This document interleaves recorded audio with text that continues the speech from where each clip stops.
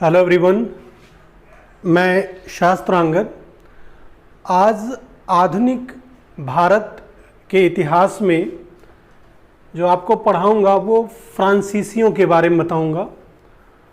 और ये जो फ्रांसीसी थे भारत में कब आए, लेकिन ज़्यादातर जो क्वेश्चन आपके पूछा जाता है एग्ज़ाम में, चाहे आप सिविल सर्विसेज का दे रहे हों या एनडीए का दे रहे हों, दरोगा का या अदर कोई एग्ज़ाम, तो जो अंग्रेज़ों और फ्रांसीसियों का भारत में युद्ध हुआ वर्चस्व स्थापित करने के लिए, वो कर्नाटक में हुआ था। तो इसीलिए कर्नाटक का युद्ध नाम से पूछा जाता है कि कभी कभी क्वेश्चन पूछा गया है कि फ्रांसीसियों और अंग्रेज़ों के बीच जो सत्ता का संघर्ष हुआ तो कहाँ पर हुआ, तो उसका उत्तर है कर्नाटक में। और कुल कितने युद्ध हुए? कुल 3 युद्ध हुए, लेकिन अंततः अंग्रेज़ विजयी रहे। तो ये जो कर्नाटक युद्ध हुआ है इसको थोड़ा सा ध्यान में रखिएगा। और उस कर्नाटक युद्ध के दौरान कौन कौन सी संधियाँ हुई, किन वजह से युद्ध शुरू हुआ, उसमें 2 बातें ध्यान रखिएगा। किन वजहों से युद्ध शुरू हुआ और किन संधियों के द्वारा युद्ध का समापन हुआ, ये ज़्यादा इसी पर फोकस दीजिएगा। इन सब की मैं चर्चा करूंगा। तो अब हम फ्रांसीसियों के बारे में बताना शुरू करूंगा। जैसे कि हमने कहा था कि यूरोपियों में सबसे पहले पुर्तगाली आए 1498 में, फिर पुर्तगालियों के बाद अंग्रेज़ आए, और अंग्रेज़ों के बाद 1616 में डेनिस आए। लेकिन डेनिस का काल बहुत समय तक नहीं रहा और वो वापस चले गए, अभी 60 में मैं बताऊंगा। इसके बाद फ्रांसीसी आए, और फ्रांसीसी पहले भी पूर्वी देशों के साथ व्यापार करना चाहते थे, लेकिन फ्रांस एक कृषि प्रधान देश था और वहाँ का जो राजा था लुई 14वां, और वो चारों तरफ उसने फ्रांस को प्रसिद्धि दिलाई थी यूरोप में।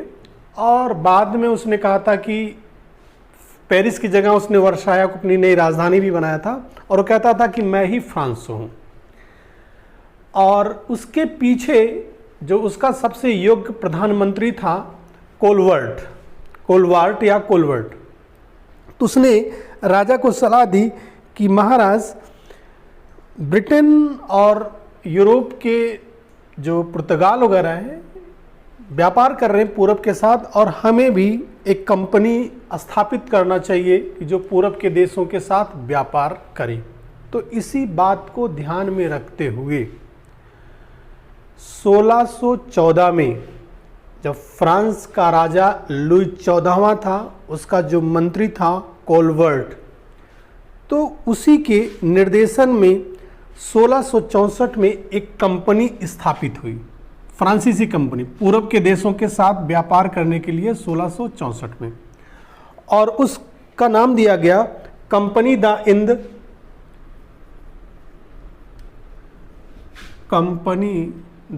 इंड ओरिएंटल, यानी कि ऐसे कंपनी है, ओरिएंटल का मतलब होता है कि पूरब की तरफ, एक ऐसी कंपनी स्थापित की गई जो पूरब के देशों के साथ व्यापार करे। अभी आपने बताए थे पिछली क्लास में, जो डचों की कंपनी थी वो पहली सार्वजनिक कंपनी थी, लेकिन ये जो कंपनी बनी फ्रांसीसियों की ओरिएंटल कंपनी जो बनी, यह पूरी तरह सरकारी नियंत्रण पर आधारित थी। पूरी तरह ये सरकार के फ्रांसीसी सरकार के अधीन थी।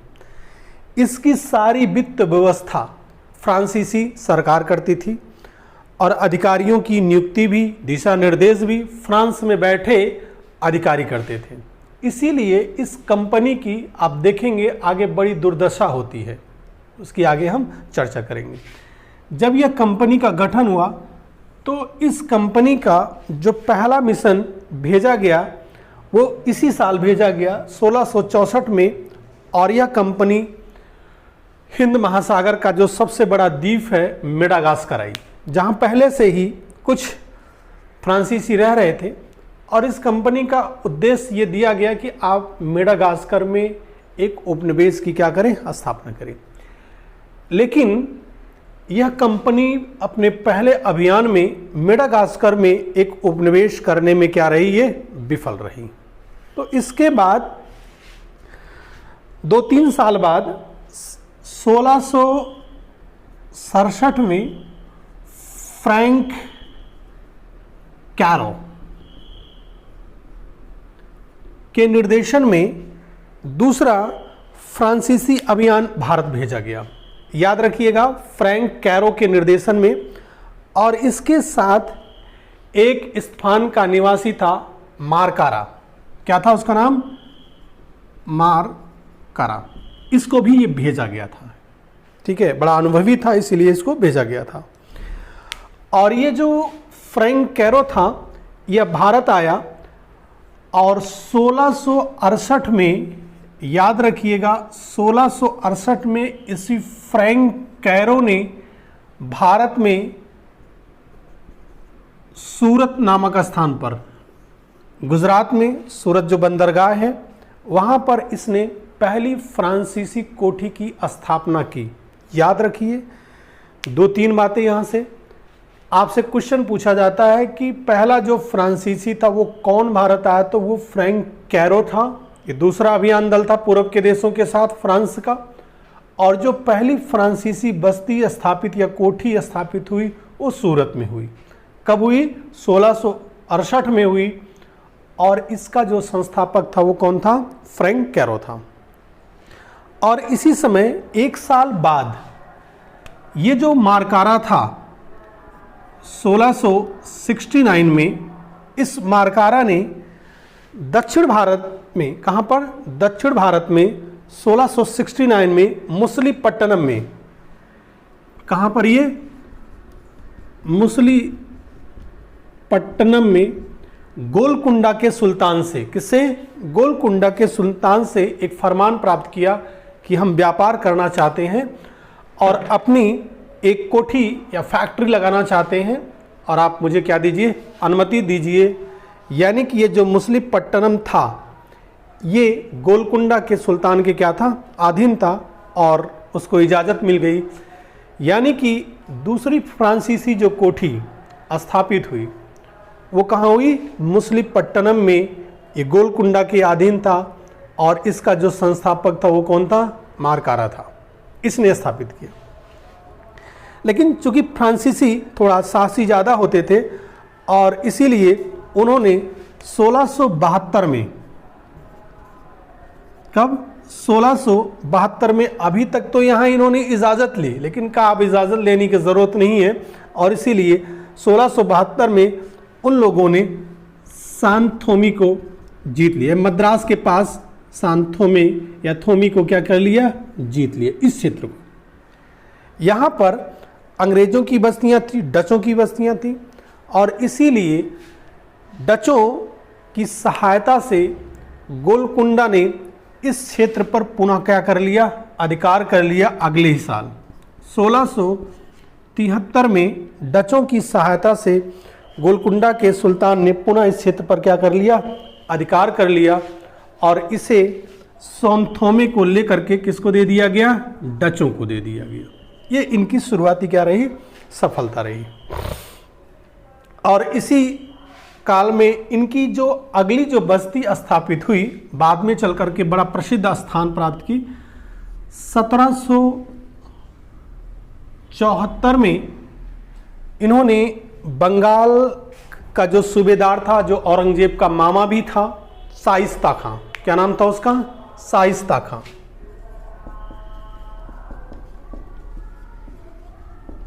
ये शाइस्ता खां था। इन्होंने, शाइस्ता खां ने बंगाल में फ्रेंच कंपनी को व्यापार करने के लिए एक जगह दी, और बाद में यह जगह आगे चल करके चंद्रनगर के नाम से डेवलप हुई बंगाल में। कौन सी, चंद्रनगर के नाम से इसको क्या किया, फ्रांसीसियों ने क्या किया, डेवलप किया। ये तो शुरू में ये जो फ्रांसीसियों ने इस तरह से अपनी धीरे धीरे क्या स्थापित की, कोठियाँ स्थापित की।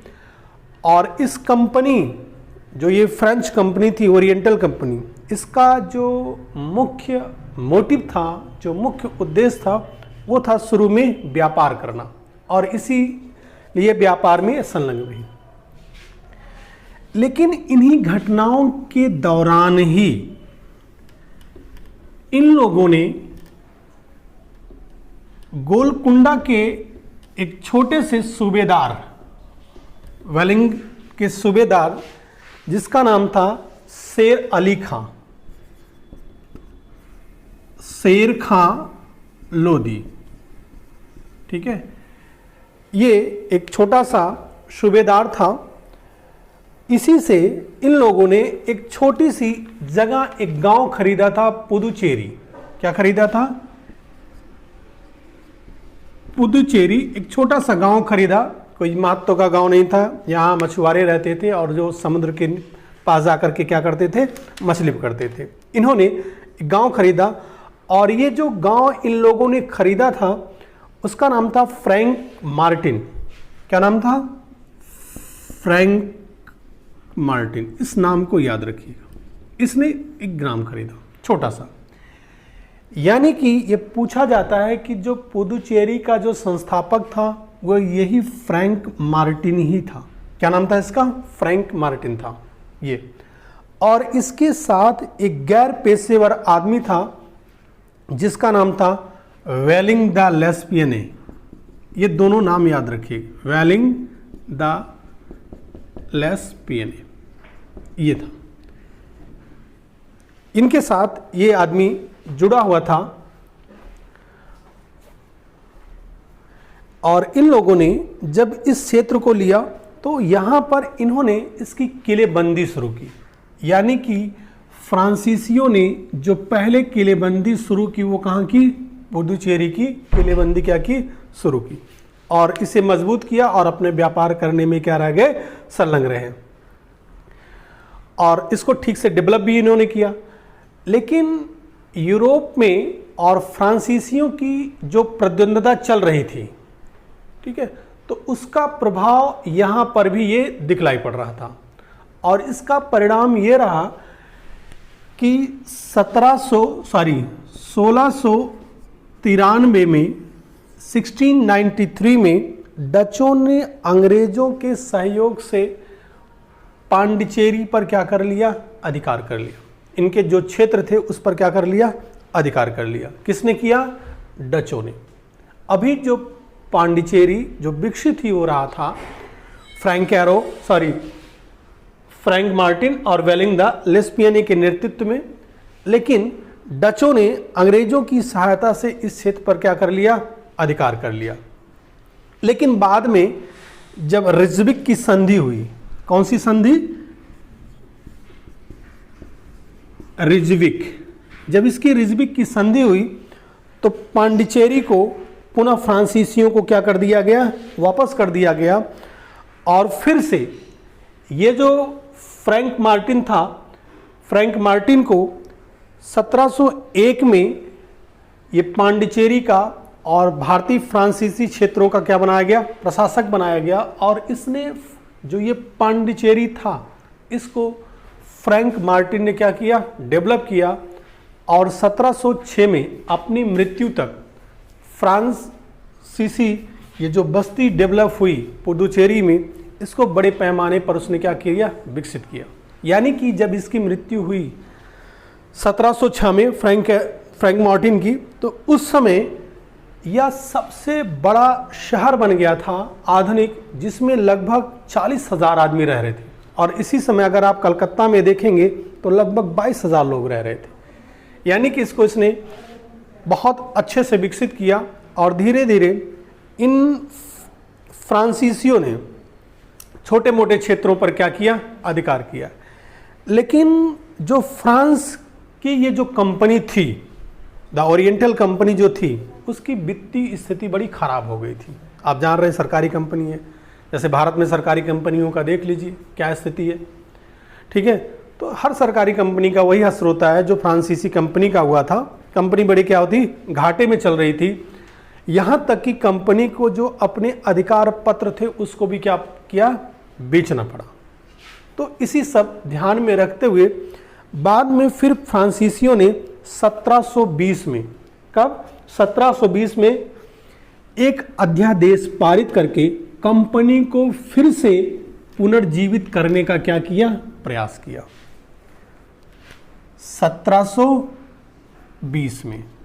यानी कि जो 1701 से लेकर के 20 का काल रहा है कंपनी के लिए बहुत बुरा साल रहे ये 2 दशक, लेकिन 1720 में फ्रांस की एक सरकार ने अध्यादेश पारित करके ये कहा, इंडीज की चिरस्थायी कंपनी, उन्होंने कहा कि हमारा उद्देश्य नहीं है कि ये जो कंपनी बनी उसको बेच दें, चिरस्थायी कंपनी के रूप में अब इसको क्या किया, विकसित किया गया। और इसका परिणाम रहा कि फंडिंग अच्छी की गई, अच्छे लोगों की नियुक्ति की गई, और इसी का ये परिणाम रहा कि इस कंपनी ने 1721 में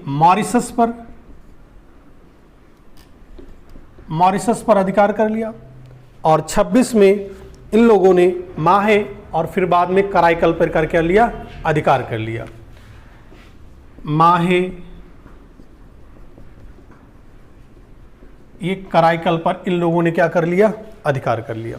लेकिन ये 20 सालों में जो कंपनी ने इन क्षेत्रों पर अधिकार किया, अभी भी कंपनी शुद्ध रूप से पूरी तरह क्या थी, व्यावसायिक रही। लेकिन आगे चल करके 1740 तक, यानी कि 20 सालों तक जो कंपनी का जो उद्देश्य था वो सिर्फ व्यापार करना ही था। लेकिन 1740 के बाद कंपनी का जो मोटिव था वो बदल गया। अभी पहली कंपनी की जो प्रायोरिटी थी वो व्यापार करना था, लेकिन 1740 के बाद जो कंपनी का जो मोटिव हो गया वह राजनैतिक हो गया। यानी कि अब ये राज्य प्राप्त करना चाहते थे, यानी कि इनका जो मुख्य मोटिव रहा वो हो गया राजनैतिक, और ये व्यापारिक लक्ष्य जो है क्या हो गया, वो गौड़ हो गया। ये हुआ।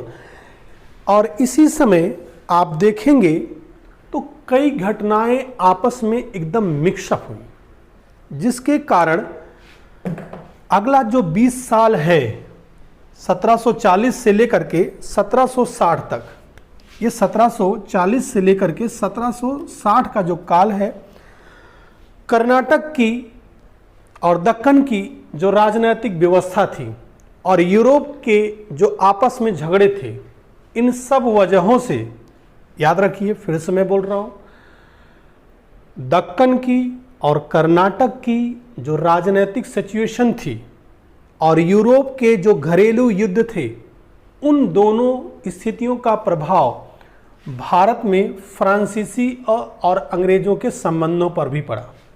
और अगले 20 साल तक कर्नाटक के क्षेत्र में ये दोनों शक्तियां आपस में लड़ती रहीं, और बाद में चल करके फ्रांसीसी क्या रहे, अंततः पराजित रहे। अब यहीं से जो क्वेश्चन बनता है उसको थोड़ा सा आप क्या करिए, ध्यान में रखिए। अब कैसे होता है, अब ये जो पढ़ाएंगे इसमें मैं आपको कर्नाटक में होने वाले 3 युद्धों की मैं क्या करूंगा, चर्चा करूंगा।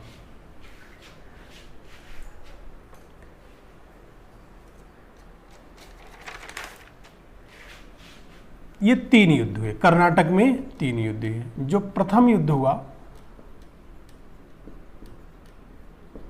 वो है आपका 1746 से लेकर के 1748 तक हुआ। ये कर्नाटक का क्या हुआ, प्रथम युद्ध हुआ। लेकिन कर्नाटक का ये जो प्रथम युद्ध है, इसको ठीक से समझाने के लिए, ठीक है, थोड़ा सा हम दक्कन की राजनीति के बारे में समझते हैं। जो दक्कन का जो मुगल सूबा था, वहाँ पर निज़ाम उल मुल्क को सूबेदार बनाया गया था, और बाद में मोहम्मद शाह रंगीला के काल में ये जो निज़ामुल मुल्क था, ठीक है, ये अपने आप को एक तरह से स्वतंत्र घोषित कर लिया था, लेकिन औपचारिक रूप से यह मुगल के अधीन ही था। और रंगीला ने निज़ामुल मुल्क को आसफ जहां की क्या दी थी, उपाधि दी थी। इसी दक्कन सूबे के अंतर्गत कर्नाटक का, कहाँ का, कर्नाटक का भी सूबा आता था। और वो जो दक्कन के सूबे के क्या था, अधीन था। और यहाँ का जो शासक होता था वो नवाब कहलाता था। क्या कहलाता था, नवाब कहलाता था। ये था। और ये जो कर्नाटक की स्थिति थी ये थोड़ा सा पेचीदा बन गई थी मराठों के आक्रमण के कारण। मराठों ने 1740-41 में कर्नाटक पर आक्रमण किया और यहाँ का जो शासक था, जो नवाब था, दोस्त अली, किसको, दोस्त अली, दोस्त अली को मार डाला। और दोस्त अली को मारने के बाद जो इसका दामाद था चंदा साहब, चंदा साहब को क्या किया, बंदी बना ले गए, बंदी बना लिया और कहाँ ले गए, अपने राज्य में लेके चले गए मराठा। लेकिन मराठों ने ये जो दोस्त अली का जो बेटा था उसने 1 करोड़ रुपया दिया और उसने कहा कि आप लोग हमारी क्या करिए, जान बख्श दीजिए। ये सफदर अली, क्या था ये, सफदर अली, ये दोस्त अली का बेटा था और इसने मराठों की 1 करोड़ रुपया देकर के अपनी जान बचाई और अपने पिता की गद्दी पर अधिकार किया, यानी कि कर्नाटक गद्दी पर। लेकिन दोस्त अली का जो चचेरा भाई था उसने, सफदर अली का जो चचेरा भाई था उसने इसकी क्या कर दी, हत्या कर दी। और बाद में सरदारों ने सफदर अली के छोटे से बच्चे को क्या बनाया, यहाँ का नवाब बनाया। स्थिति बड़ी खराब हो गई थी, इसीलिए जो आसफ जहां ने हस्तक्षेप करके इसने अपने एक निकटतम रिश्तेदार अनवरुद्दीन को, किसे, अनवरुद्दीन को कर्नाटक का क्या बना दिया, नवाब बना दिया। फिर से मैं बता रहा हूं, कर्नाटक की स्थिति जान लीजिए। ये जो कर्नाटक था वो दक्कन के अधीन एक सूबा था जहाँ का मुखिया नवाब कहलाता था और यहाँ का जो नवाब था दोस्त अली था। 1740 में मराठों ने कर्नाटक पर आक्रमण करके दोस्त अली को मार दिया और उसके दामाद चंदा साहब को बंदी बना करके महाराष्ट्र लेके चले गए। लेकिन दोस्त अली के बेटे सफदर अली ने 1 करोड़ रुपए दे करके अपनी जान बचाई और नवाबी प्राप्त की। लेकिन बाद में इस सफदर अली के चचेरे भाई ने उसकी क्या कर दी, हत्या कर दी। और बाद में सरदारों ने जब सफदर अली की हत्या हो गई तो उसके छोटे से बेटे को क्या बनाया, नवाब बनाया। लेकिन स्थिति बड़ी बुरी हो गई थी, तो ऐसे में आसफ जहां ने हस्तक्षेप करके अपने एक निकटतम रिश्तेदार अनवरुद्दीन को कर्नाटक का क्या बनाया, नवाब बनाया। लेकिन जब उसे नवाब बनाया गया तो ये जो दोस्त अली के रिश्तेदार थे, जो बहुत सारे किलों पर जिनका अधिकार था, उन्होंने उसका क्या किया, विरोध किया। यानी कि स्थिति बड़ी यहाँ क्या थी, पेचीदा थी। और ऐसे समय में अब कर्नाटक में क्या हो रहा है, युद्ध हो रहा है। चलिए, ये तो यहाँ की स्थिति हुई, इसको थोड़ा ध्यान में रखिएगा। ये जो पहला जो कर्नाटक युद्ध हुआ, ये पूछा जाता है कि इस युद्ध का क्या कारण है। तो इस युद्ध का जो कारण है वो ऑस्ट्रिया के उत्तराधिकार से जुड़ा हुआ है। वो है ऑस्ट्रिया के उत्तराधिकार, इससे जुड़ा हुआ है, जिसके कारण एक पक्ष का साथ फ्रांस ने दिया और दूसरे का ब्रिटेन ने दिया। दोनों यूरोप में आपस में लड़ गए। तो उसका परिणाम ये निकला कि यहाँ पर भी फ्रांसीसी और अंग्रेज आपस में लड़ गए, जो कि वहाँ की सरकारों का ऐसा कोई निर्देश नहीं था, बिना निर्देश के ये लोग आपस में लड़ गए। और इस समय जो फ्रांसीसी गवर्नर था भारत में, उसका नाम था डुप्ले, जोसेफ डुप्ले। उसने कहा कि देखिए, हम लोग यहाँ व्यापार कर रहे हैं और हमारे अपने अपने यहाँ हित हैं, हमको आपस में नहीं लड़ना चाहिए। उसने अंग्रेज अधिकारियों से बात की, लेकिन अंग्रेज अधिकारी नहीं माने। और उस समय जो जल सेना का ब्रिटिश कमांडर था वार्नेट। वार्नेट ने तुरंत जल सेना से आक्रमण करके और उसने फ्रांसीसी बेड़ों पर क्या कर लिया, अधिकार कर लिया। जब उन फ्रांसीसी बेड़ों पर अधिकार कर लिया तो फ्रांसीसियों ने, डुप्ले ने कर्नाटक के नवाब से सहायता मांगी कि आपके यहाँ हम व्यापार करते हैं, हम विदेशी हैं, आपके राज्य में रहते हैं, हमारी सुरक्षा कीजिए। लेकिन नवाब के पास कोई ऐसा बेड़ा नहीं था, जल सेना नहीं थी जिससे उनकी क्या कर सके, मदद कर सके। तो डुप्ले निराश हुआ। लेकिन इसी समय डुप्ले ने मॉरिशस से क्या किया, मदद मांगी और वहां से ला बुर्दने के नेतृत्व में एक जहाजी बेड़ा आया और उस जहाजी बेड़े ने ये जो बर्नर्ड के अधीन अंग्रेजी जो जल सेना थी उसको क्या कर दिया, पराजित कर दिया। ये वापस चले गए। यानी कि अब अंग्रेजों की स्थिति क्या हो गई, खस्ता हो गई। और अब फ्रांसीसियों ने समुद्र के तट से और स्थल के तट से दोनों तरफ से उन लोगों ने अंग्रेजों को घेर लिया। और इसका परिणाम ये रहा कि फ्रांसीसियों ने जल्द ही मद्रास पर क्या कर लिया, अधिकार कर लिया। अब बेचारे जो अंग्रेज थे वो दौड़े दौड़े कर्नाटक के नवाब अनवरुद्दीन के पास गए। उन्होंने कहा कि हम आपके राज्य में आए हैं और आप हमारी क्या करिए, मदद करिए। ठीक है। अब वही अंग्रेज जो एक बार अनवरुद्दीन की बात नहीं माने थे, लेकिन जब अब पराजित हुए तो वो जा करके कर्नाटक के नवाब अनवरुद्दीन से क्या मांगे, मदद मांगे।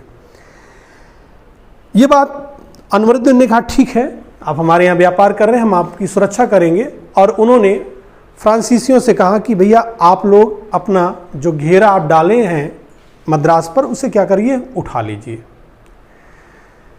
तो डुप्ले ने कहा कि नवाब साहब ये मद्रास जो है वो मैं आपको देने के लिए ही जीत रहा हूँ और मैं जीत करके आपको क्या करूँगा, सुपुर्द कर दूँगा। लेकिन अनवरुद्दीन ने कहा नहीं, आप घेरा उठाइए, हम फैसला करेंगे क्या करना है। जब डुप्ले ने मद्रास पर से घेरा नहीं उठाया तो ये जो अनवरुद्दीन थे उन्होंने अपनी 10,000 की एक टुकड़ी महफूज खां के नेतृत्व में भेज दी। महफूज खां के नेतृत्व में इन्होंने 10,000 की एक क्या भेज दी, टुकड़ी भेज दी सेना की, कि जाओ फ्रांसीसियों को मार के भगा दो। लेकिन डुप्ले ने भी एक कमांडर पैराडाइज, क्या नाम था उसका, पैराडाइज के नेतृत्व में, जिसमें 230 फ्रांसीसी थे और 700 भारतीय सैनिक थे। 230 फ्रांसीसी सैनिक थे और 700 क्या थे, भारतीय सैनिक थे। इन दोनों सेनाओं का जो मुकाबला हुआ वो सेंट थोमे में हुआ। कहाँ हुआ, सेंट थोमे में हुआ। ये जगह थी और ये बात है 1648 की बात है।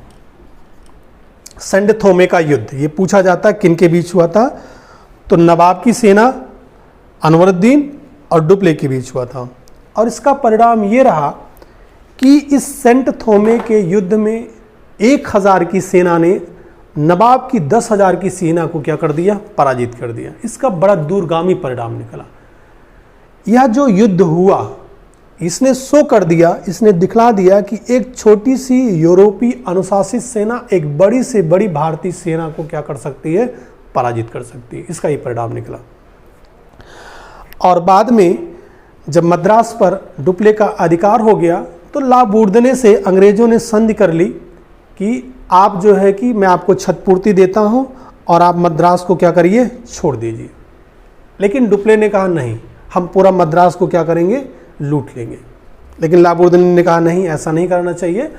इसीलिए इस मामले को लेकर के डुप्ले और ला बुर्दने के बीच क्या हुआ, विवाद हुआ। लेकिन इसी समय एक तूफान आया जिससे ला बुर्दने का जो बेड़ा था वो क्षतिग्रस्त हुआ और वापस वो खींच करके मॉरिशस चला गया। और अब डुप्ले ने मद्रास को जी भर के लूटा। लेकिन मद्रास में जो अंग्रेजों का जो किला था सेंट डेविड, अभी भी उसको प्राप्त करने में क्या रहा, असफल रहा। और ये बात जब यूरोप पहुंची तो यूरोप ने एक जलबेड़ा भेजा। क्या भेजा? एक जलबेड़ा भेजा, और वह मद्रास का बदला लेने के लिए।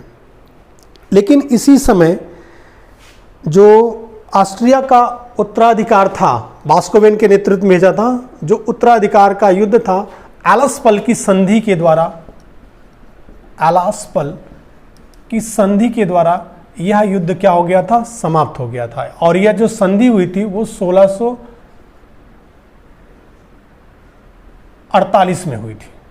जब युद्ध समाप्त हो गया तो यहाँ के पक्ष भी आपस में क्या किए? शांति कर लिए, और ये कहा गया कि जो क्षेत्र एक दूसरे के जीते गए हैं वो क्या कर दिए जाते हैं? वापस कर दिए जाते हैं। तो इसका परिणाम ये निकला कि जो कर्नाटक का जो पहला युद्ध हुआ, जो पहला दौर था, वो क्या हुआ? समाप्त हो गया। लेकिन एक चीज यहाँ पर डुप्ले का जो शातिर दिमाग था उसने सोच लिया, 2-3 बातें उसने सोची कि सबसे पहली चीज तो यह है कि ब्रिटेन की जो कंपनी है, जो ईस्ट इंडिया कंपनी है, इसको अपने देश से बहुत ज़्यादा मदद मिलती है। और दूसरी चीज़, ये कंपनी रिच है, आर्थिक रूप से भी क्या है? बहुत सशक्त है। तीसरी चीज़, ईस्ट इंडिया कंपनी के पास भारत में मद्रास है, बंगाल है, सूरत है, बम्बई है, इसके पास क्या है? बड़े क्षेत्र हैं और कंपनी भी बड़ी है। तो ऐसी दशा में कुछ हम ऐसा करें कि हम भी यहाँ पर एक अस्थायी चीज़ क्या करें? स्थापित करें। और उसके लिए उसने देखा कि जो सबसे उपयुक्त जगह है वो दक्कन की राजनीति है। अगर हम दक्कन की राजनीति में हस्तक्षेप करें और अपने मातहत लोगों को बैठाएं तो हम यहाँ एक अस्थायी फ्रांसीसी साम्राज्य की क्या कर सकते हैं? नींव डाल सकते हैं।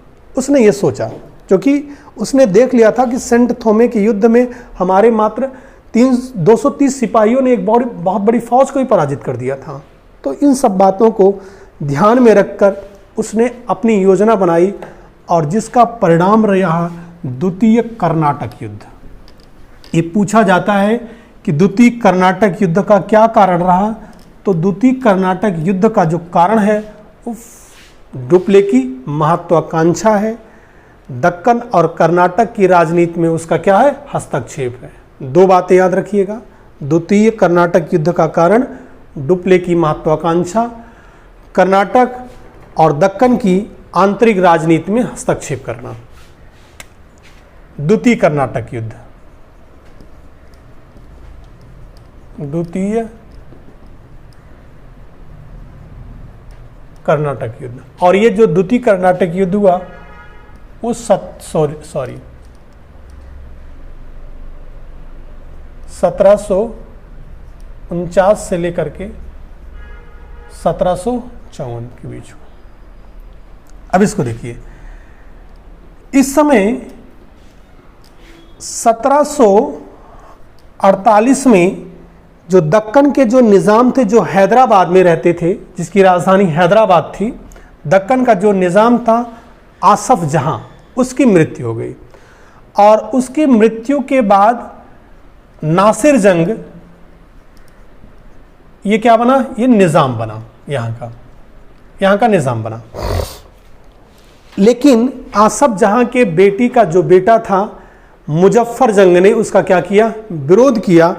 उसका यह कारण था कि आसफ जहां की मृत्यु के बाद उसने मुगल बादशाह से दक्कन की सूबेदारी प्राप्त कर ली थी, और उसने कहा कि हमको सूबेदारी मुगल बादशाह ने दे दी, और इसीलिए मैं क्या हूँ? इसका विधिक वारिश हूँ। और इसी समय आप देख रहे हैं कि कर्नाटक में भी जो था अनवरुद्दीन, उसका भी विरोध हो रहा था। और जो दोस्त अली का जो दामाद था चंदा साहब, उसको क्या किया? बंदी बना लिए थे। लेकिन 1748 में मराठों ने चंदा साहब को क्या किया था? छोड़ दिया था। अब चंदा साहब ने आकर के जो कर्नाटक की सूबेदारी थी उस पर भी उसने अपना दावा क्या किया? प्रस्तुत किया। अब डुप्ले ने क्या काम किया कि उसने दक्कन की सूबेदारी के लिए एक गुप्त उसने समझौता किया। उसने कहा कि दक्कन की सूबेदारी के लिए उसने मुजफ्फर जंग का, किसका, मुजफ्फर जंग का उसने क्या किया, साथ दिया।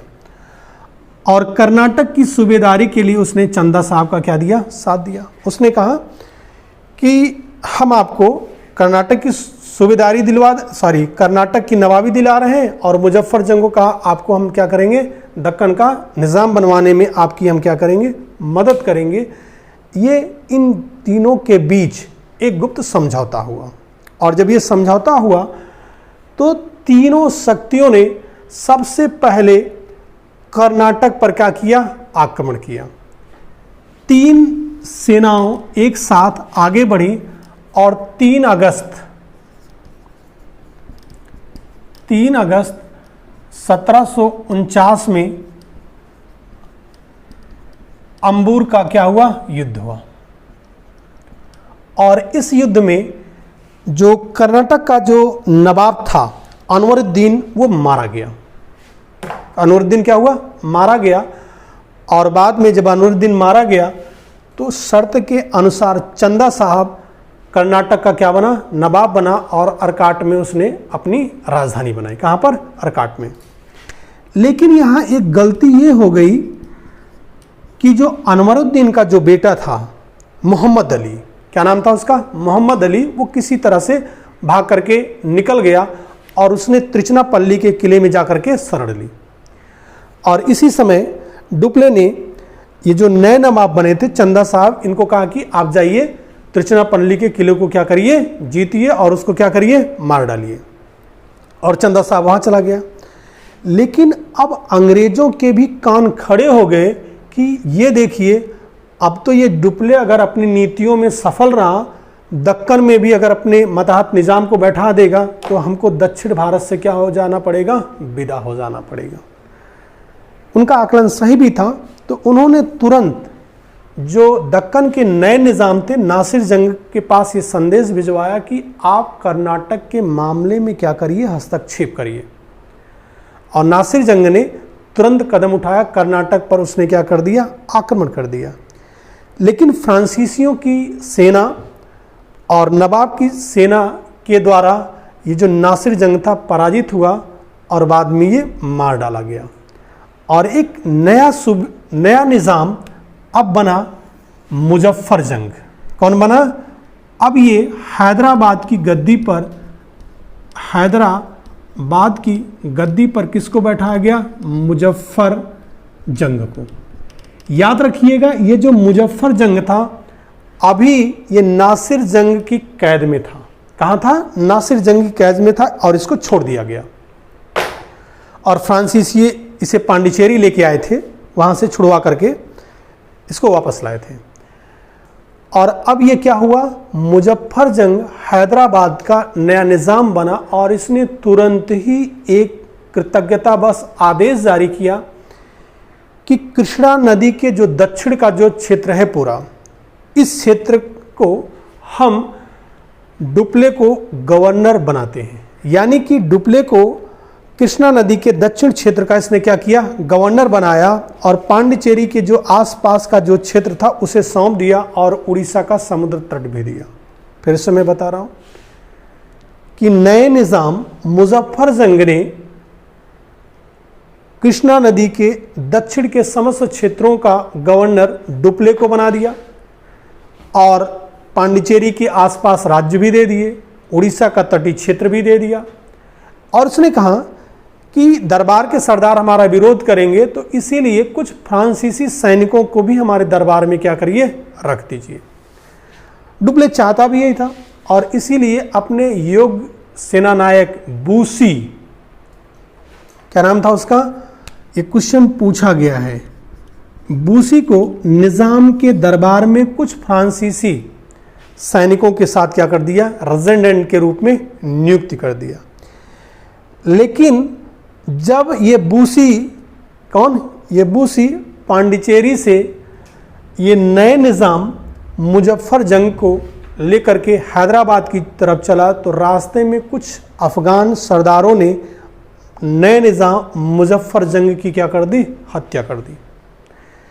लेकिन स्थितियों को संभालते हुए बूसी ने जो निज़ाम आसफ जहां थे उनके बेटे सलावत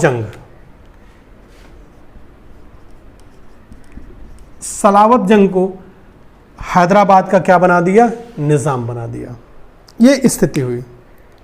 लेकिन जो अब स्थिति थी वो अंग्रेज़ों के लिए बड़ी दयनीय हो गई थी। अब अंग्रेज किसका पक्ष ले, बड़ी मजबूरी इनकी हो गई। लेकिन इसी समय जो मद्रास का जो नया गवर्नर बना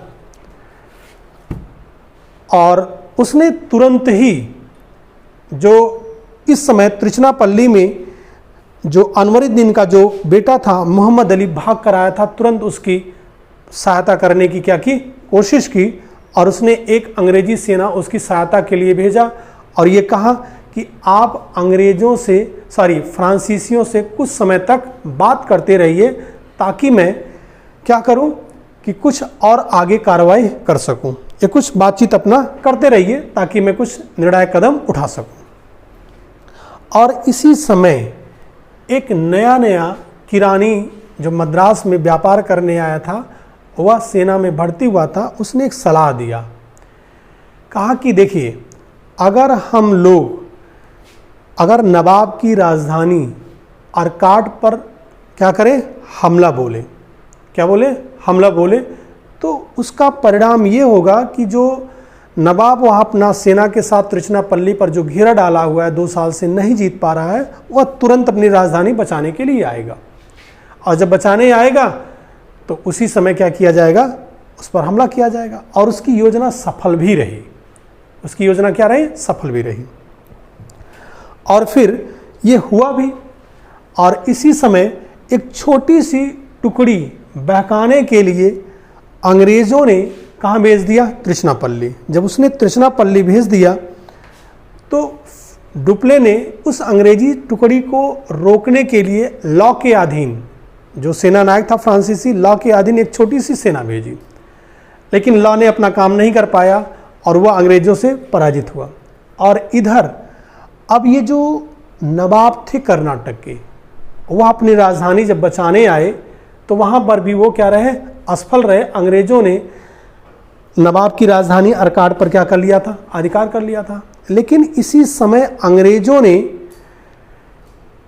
फ्रांसीसियों के खिलाफ एक गुट का निर्माण कर लिया था, जिसमें प्रमुख था मराठा सरदार सर दिनकर राव था, और तंजावर का जो राजा था वो था, अरकाट का जो राजा था वो थे। ये 3 संघ हो गए थे।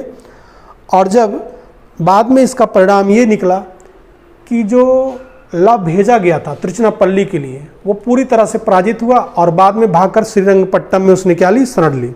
और वहाँ पर भी अंग्रेज उसका पीछा किया और वहाँ पर भी पराजित रहा। और इसके बाद ये जो नवाब थे चंदा साहब, इन्होंने भी हार करके अंग्रेज़ों के सामने क्या कर दिया, आत्मसमर्पण कर दिया।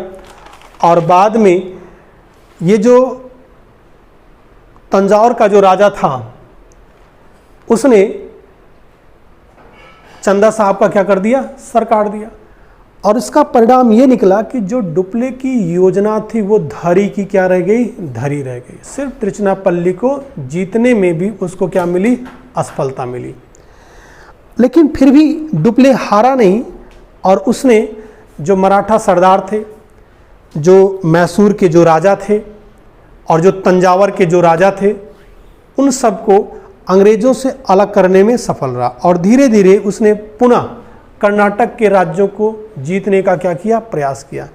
लेकिन आप देखेंगे यह युद्ध लंबा खिंच रहा था, तो जिसका परिणाम ये निकला कि जो फ्रांस में बैठे अधिकारी थे उन्होंने डुप्ले को तुरंत बुला लिया। उसने कहा कि अब आप वापस ले आइए, आपकी वजह से ये जो कंपनी है बहुत घाटे में जा रही है। और उन्होंने तुरंत वापस बुला लिया और डुप्ले की जगह एक नए फ्रांसीसी गवर्नर की नियुक्ति की गई, जिसका नाम था गोडेहू। क्या नाम था, गोडेहू। और यह गोडेहू अगस्त 1754 में भारत पहुंचा और पहुंचते ही इसने डुप्ले को अधिकारच्युत किया और स्वयं ये अधिकार ले लिया, और लेते ही तुरंत ही इसने डुप्ले के जितने निर्णय थे उसको क्या किया, पलट दिया। और पलटने के बाद में इसने 1755 में पांडिचेरी की संधि की, यानी कि जो द्वितीय कर्नाटक युद्ध हुआ वो पांडिचेरी की संधि के द्वारा क्या हुआ, समाप्त हुआ। और इस संधि में ये कहा गया कि जो क्षेत्र अंग्रेजों ने जीता वो अंग्रेजों के पास रह जाएगा, जो क्षेत्र फ्रांसीसियों ने जीता फ्रांसीसियों के पास रह जाएगा। और दूसरी बात यह कही गई कि अब से न तो अंग्रेज और ना ही फ्रांसीसी भारतीय मामलों में हस्तक्षेप नहीं करेंगे। तीसरी बात यह की गई कि जो अंग्रेजों और फ्रांसीसियों को ये जो भारतीय राजा उपाधि दिए हैं, इन उपाधियों को भी क्या कर दिया जाए, वापस कर दिया जाए। लेकिन इसमें यह भी कहा गया था कि जो बूसी है, जो निज़ाम के दरबार में है, उसको क्या किया जाए, बने रहना दिया जाए। और ये इसी स्थिति पर यह क्या हुआ, समाप्त हुआ। डुप्ले संधि का विरोधी था। उसने कहा था, गोडोहे ने फ्रांस के सम्मान पर क्या लगाया, धब्बा लगाया। तो इस तरह से जो दूसरा चैप्टर था, ये द्वितीय जो कर्नाटक युद्ध था, उसका भी चैप्टर क्या हुआ, क्लोज हुआ। और आगे चल करके जो तीसरा, जो फाइनल जो युद्ध हुआ, जिसे कर्नाटक का तृतीय युद्ध कहते हैं,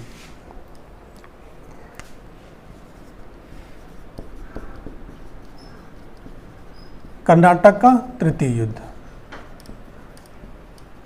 ये शुरू हुआ 1756 से लेकर के 63 तक ये हुआ, शुरू हुआ।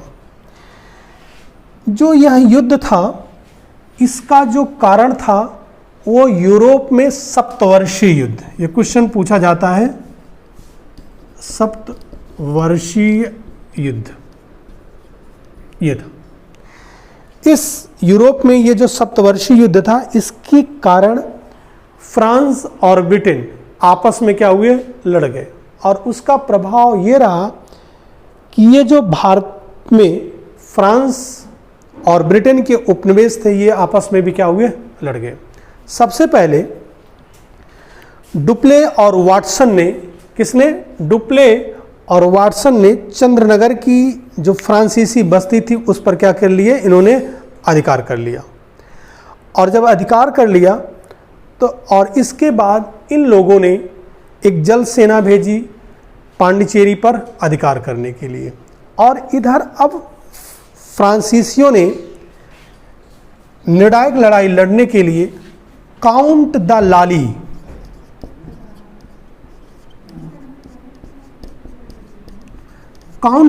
लाली को गवर्नर बना करके भेजा और कहा कि आपको सारी सैनिक और असैनिक शक्तियां दी जाती हैं। लेकिन इसमें एक और चीज की गई, जो जल सेना का जो कमांडर था,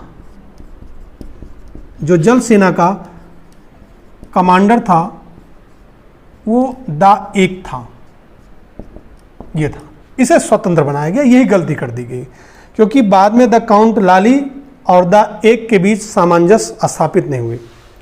जब ये आया तो शुरू में काउंट द लाली, इसने अच्छा काम किया और आते ही इसने मद्रास वगैरह को धीरे धीरे करके क्या कर लिया, जीत लिया।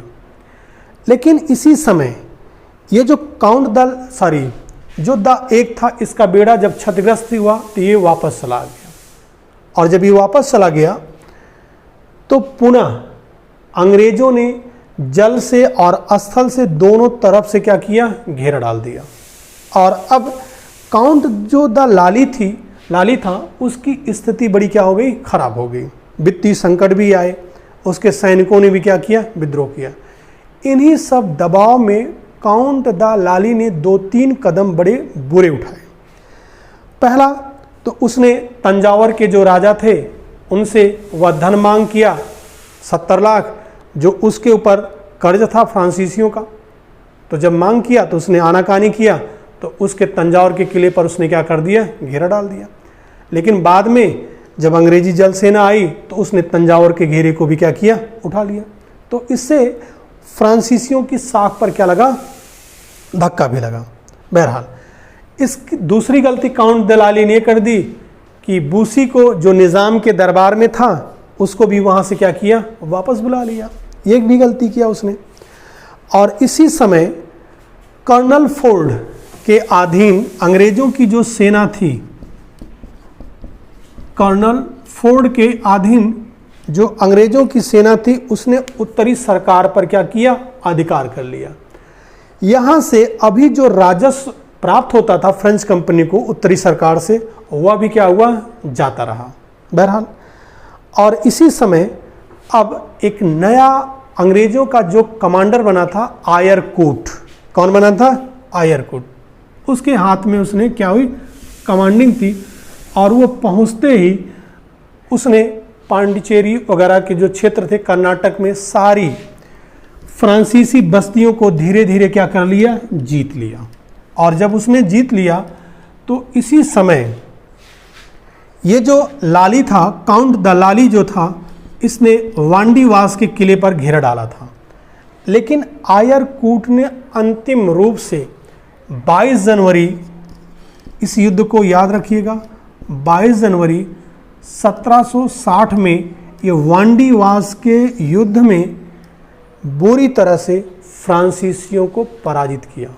यानी कि ये वांडीवास का युद्ध निर्धारित कर दिया कि भारत के अधिपति अंग्रेज होंगे, फ्रांसीसी नहीं होंगे। इस युद्ध में उसने बुरी तरह से पराजित कर दिया। उसके बाद एक साल बाद 16 जनवरी 1761 में पांडिचेरी को बिना शर्त समर्पण करने के लिए अंग्रेजों ने क्या किया, बाध्य किया। और मजबूरन में काउंट द लाली ने पांडिचेरी को बिना शर्त अंग्रेजों को क्या कर दिया, समर्पित कर दिया। और लाली और बूसी को बंदी बना लिया गया और बंदी बना करके ब्रिटेन ले गए। बाद में जब पेरिस की संधि हुई 63 में तो छोड़ दिया गया बूसी और लाली को। और बाद में बेचारा लाली बहुत 2 साल तक बेस्तिल जेल में भी रहा और बाद में उसे फांसी पे भी चढ़ा दिया गया। अब जब पांडिचेरी अंग्रेजों के जब अधिकार में आ गया तो अंग्रेजों ने पांडिचेरी को जी भर के लूटा, पूरे नगर को तहस नहस कर दिया गया, जिसको मार्टिन ने डेवलप किया था, जो उस समय का सबसे अत्याधुनिक नगर था। उसको 2 साल तक अंग्रेज क्या करते रहे, लूटते रहे। और भारत में उनकी सारी बस्तियाँ, कराईकल, माहे जो थी, चंद्रनगर पहले से अधिकार में था, सारी बस्तियों पर अंग्रेजों ने क्या कर लिया, अधिकार कर लिया। यानी कि पूरी तरह से फ्रांसीसी सत्ता का भारत से क्या हो गया, लोप हो गया। लेकिन बाद में जब 1763 में पेरिस की संधि हुई, 1763 में पेरिस की जो संधि हुई, तो उस संधि के द्वारा, पेरिस की संधि, इस संधि के द्वारा ये जो क्षेत्र थे, जो फ्रांसीसी जो क्षेत्र थे, वो पुनः फ्रांसीसियों को क्या दे दिए गए, अधिकार में दे दिए गए। और बाद में ये तय हुआ कि जो फ्रांसीसी हैं वो भारत में सिर्फ व्यापार ही करेंगे इन क्षेत्रों से, वो किसी आंतरिक मामले में हस्तक्षेप नहीं करेंगे और ना तो राज्य की क्या करेंगे, वृद्धि करेंगे। और यह समझौता चलता रहा और इस तरह से इस युद्ध के बाद जो फ्रांसीसी संकट था वो समाप्त हो गया। और जब भारत आज़ाद हुआ, तो अक्टूबर 1947 में 1947 में फ्रांसीसियों ने जो सूरत में थे, कांजीकोट में थे, कहाँ, सूरत, कांजीकोट, और जो तंजावुर में इनकी जो बस्तियां थीं वो भारत सरकार को सौंप दिए। थोड़ा सा इसको देख लिए कौन कौन सी बस्ती थी इनकी। मुसलीपट्टनम, कांजीकोट, सूरत के जो इनकी व्यापारिक कोठियां थीं, इन क्षेत्रों में इन्होंने भारत सरकार को क्या कर दिया, सौंप दिया। और 47 में, अक्टूबर 1947 में सौंप दिया था। फिर उसके बाद 1950 में इन्होंने चंद्रनगर को भी भारत को सौंप दिया और बाद में 55 में चंद्रनगर को पश्चिम बंगाल में मिला लिया गया। इसके बाद नवंबर 1954 को, 1954 को इन लोगों ने पांडिचेरी, कराईकल, माहे, फिर से मैं बोल रहा हूँ, नवंबर 1954 में पांडिचेरी, यनम, कराईकल, ये माही, ये जो 4 क्षेत्र थे इन लोगों ने भारत सरकार को सौंप दिया और बाद में भारत सरकार ने इसे एक अलग से ही संघ शासित क्या बनाया, प्रदेश बनाया। तो इस तरह से धीरे धीरे मैंने कहा कि ये फ्रांस का क्या हुआ, भारत से क्या हुआ, अंत हुआ लगभग 180 सालों के बाद। Thank you.